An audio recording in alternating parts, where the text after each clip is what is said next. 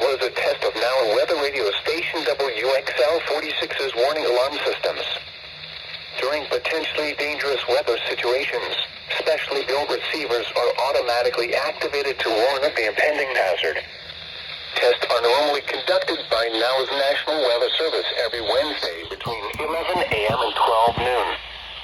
When there is a threat of or existing severe weather in the area on Wednesday, the test is postponed until the first good weather day.